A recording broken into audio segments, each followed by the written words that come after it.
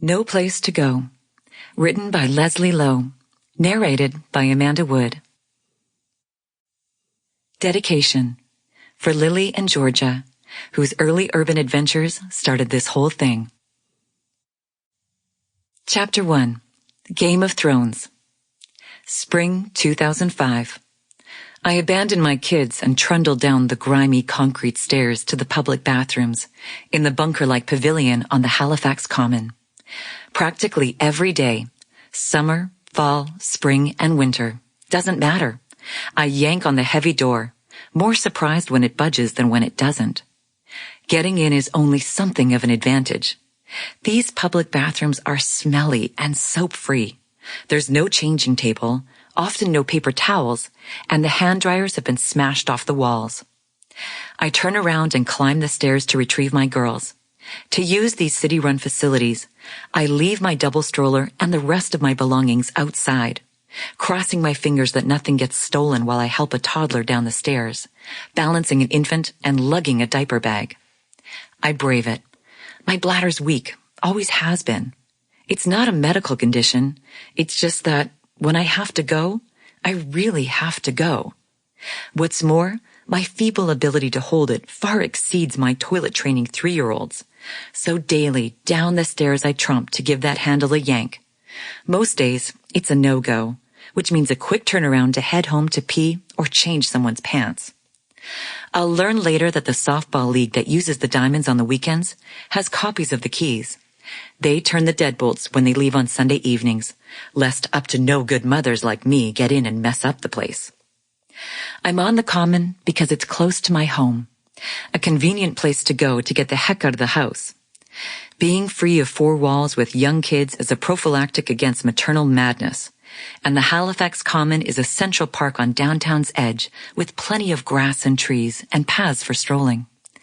The Common was set aside in 1749 as a community livestock pasture.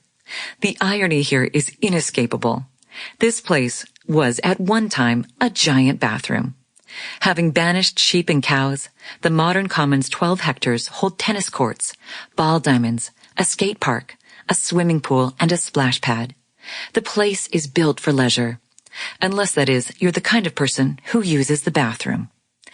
Every time I'm out with my infant and toddler, I need to change a diaper or respond to the urinary urgency of my toileter-to-be. Often both. Every time. Parents reading this know it to be true. So it's inconceivable, though here I am living it, that no municipal workers seem to check that the common bathrooms are open, let alone clean and stocked. This is simply what passes for a public toilet in Halifax, Nova Scotia, in 2005. And look, that's no slag on my home city. Halifax is a provincial capital and regional center with 6 universities, active arts and sports scenes, and access to the unbounded wild within a 30-minute drive of downtown. In short, we take quality of life seriously. This same kind of sad excuse for a public toilet is what passes in cities and parks all over North America even today. And this, precisely, is the problem. It's the reason I carry little girls' underwear in my purse. It's the reason I've developed Toilet Radar. The reason the first thing I look for in a new environment is the closest place to pee. It's the reason I started to ask questions about public toilets.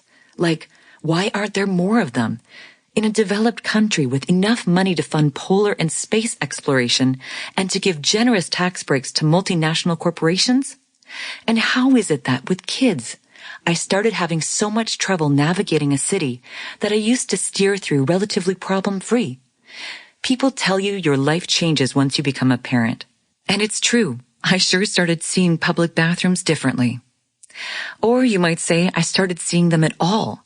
And once I began to think about toilets, I couldn't stop. The more I learned, the more it struck me that the history of public toilets in cities is the history of cities themselves.